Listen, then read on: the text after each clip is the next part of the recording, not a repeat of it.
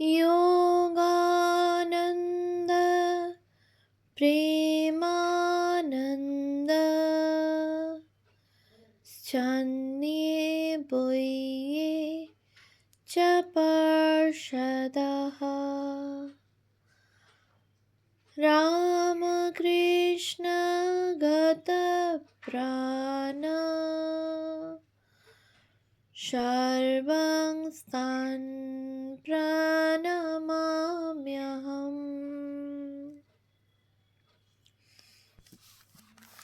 পূজনীয় স্বামী বিরজানন্দজি মহারাজের রচনা পরমার্থ প্রসঙ্গ গ্রন্থ থেকে পাঠ, পৃষ্ঠা সংখ্যা 89, 346। ভারতবর্ষেও ধর্ম, সমাজ, সম্প্রদায় ও অধিকারবাদের নামে পরস্পরের মধ্যে বিরোধ বিদ্বেষমূলক নানা রকম ভেদ, অস্পৃশ্যতা, সাম্প্রদায়িকতা অপ্রতিহত প্রভাবে রাজত্ব করছে ও জাতীয় জীবনকে সর্ববিধ দুঃখ, দৈন্য ও দুর্দশায় জর্জরিত করে রেখেছে।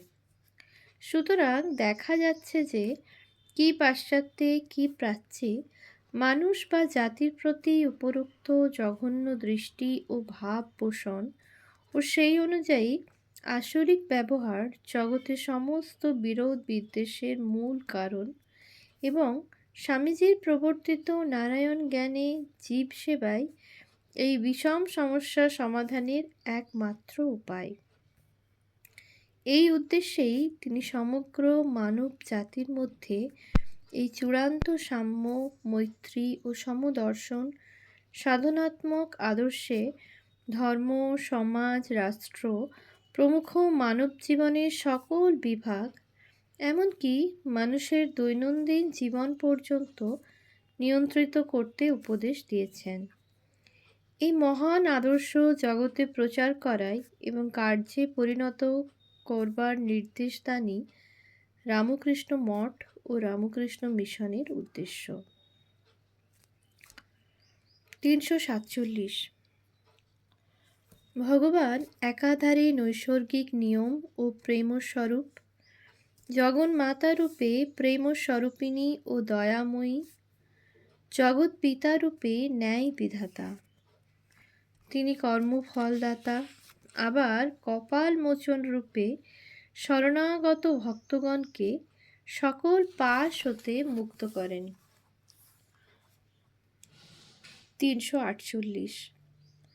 যেমন বায়ু মেঘকে তাড়িয়ে নিয়ে এক জায়গায় এমন ঘনীভূত করে যে অন্ধকারের সৃষ্টি হয়, সূর্যকে ঢেকে ফেলে, আবার বায়ুই মেঘকে উড়িয়ে দেয়, মেঘ সরে গেলে সূর্য প্রকাশিত হয়, তেমনি মনই বন্ধনের সৃষ্টি করে, মনই বন্ধনকে দূর করে। জীবের অন্তর হতে মায়া নাশ হলে পরমাত্মা স্বস্বরূপে প্রকাশ পান। মায়া একটা উড়ো ক্ষণিক আভাস মাত্র। তার কি ক্ষমতা যে পরমাত্মাকে বিকাশ করে, যা নিত্য সত্য স্বয়ং প্রকাশ স্বরূপ। 349। স্বামীজি বলেছেন, ঠাকুরের সর্বধর্ম সমন্বয় ভাব ও সার্বজনীন ধর্ম শিক্ষা ও আদর্শরূপে শুধু যে জগতে ছড়িয়ে দিতে হবে তা নয়, সেগুলোকে জীবনে কার্যকর করতে হবে। অর্থাৎ হিন্দুর আধ্যাত্মিকতা, বৌদ্ধের জীবে দয়া, খ্রিস্টানদের কর্মতৎপরতা, ইসলামের পরস্পরের মধ্যে ভ্রাতৃভাব আমাদের জীবনে দৈনন্দিন কাজের দ্বারা প্রতিফলিত করতে হবে। সেই জন্যে আমাদের জাতি, ধর্ম, বর্ণ নির্বিশেষে সার্বজনীন ধর্মের প্রতিষ্ঠা করতে হবে। 350। স্বামীজি বলেছেন, হিন্দু ধর্ম বৌদ্ধ ধর্মের জন্মদাতা, বৌদ্ধ ধর্ম খ্রিস্ট ধর্মের জন্মদাতা, খ্রিস্ট ধর্ম ইসলাম ধর্মের জন্মদাতা। এই চার ধর্মই ভারতে পরস্পর মিলিত হয়ে বর্তমান যুগে এক হতেই হবে।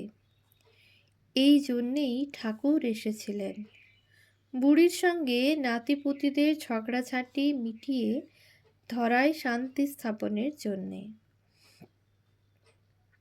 351। সারা জীবন উপদেশ তো অনেক শুনেছ, পেয়েছ, উপদেশ তো অনেক জানো, অনেককে দিয়েও থাকো, কিন্তু তোমার কথা শুনবে কে যদি তুমি তার খানিকটা অন্তত নিজে করে না দেখাতে পারো? কথায় ও কাজে আকাশ পাতাল প্রভেদ। মেলা উপদেশ পড়বার বা শোনবার দরকার হয় না। মুক্তিপথের একটা উপদেশও যদি নিজ জীবনে প্রতিফলিত করতে পারো, তাহলে তুমি ধন্য হবে, জগতের কল্যাণ হবে, আর তুমি মার কৃপায় দুস্তর ভবসাগরও পার হয়ে আনন্দধামে প্রয়াণ করবে। 352। আমরা ভাই মাতৃগর্ভ হতে ভূমিষ্ঠ হবার সময় নগ্ন ও একা এসেছিলুম। ধরাধাম হতে যখন বিদায় নেব, তখনও আমাদের একা একাই চলে যেতে হবে। কেউই আমাদের সঙ্গে যাবে না, এমনকি যারা আমাদের প্রিয়তম জন, এক মুহূর্তও যারা আমাদের ছাড়া থাকতে পারে না, এবং আমরাও যাদের তিল মাত্র অদর্শন সহ্য করতে পারি না, তারাও নয়। প্রাণ হতে প্রিয় আমাদের আকর্ষণের বস্তু যে ধন সামগ্রী, তাও কিছু আমরা সঙ্গে নিয়ে যেতে পারবো না। নবজাত শিশু যে কেঁদে ওঠে, তা তার জীবনের পরিচায়ক। ওই কান্নার শব্দ অপরের আনন্দদায়ক হয়।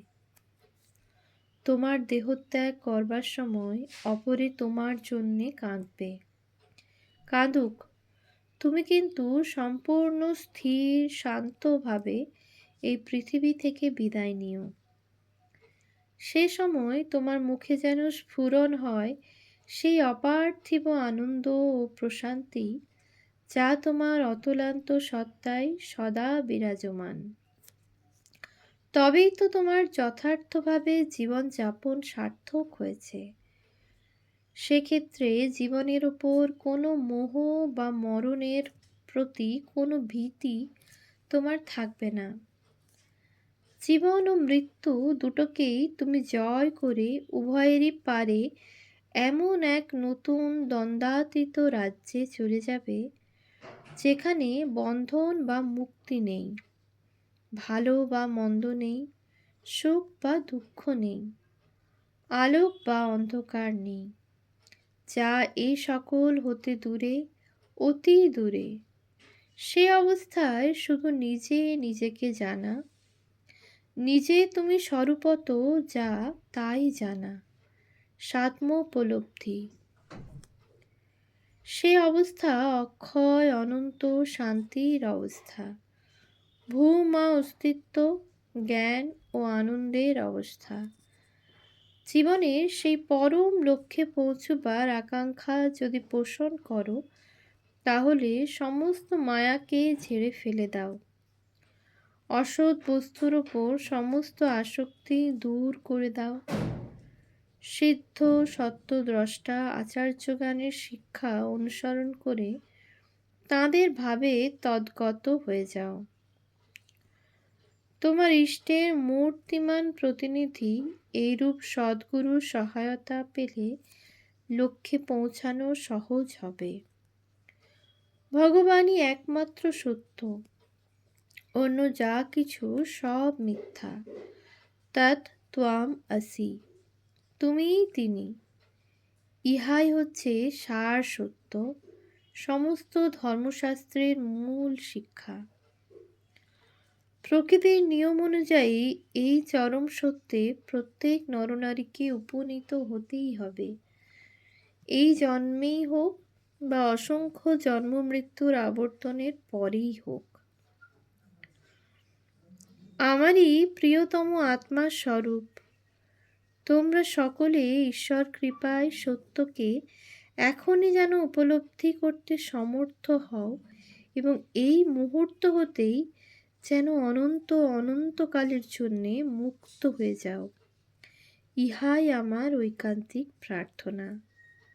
শ্রী ভগবান তোমাদের কল্যাণ করুন। ওম শান্তি শান্তি শান্তি।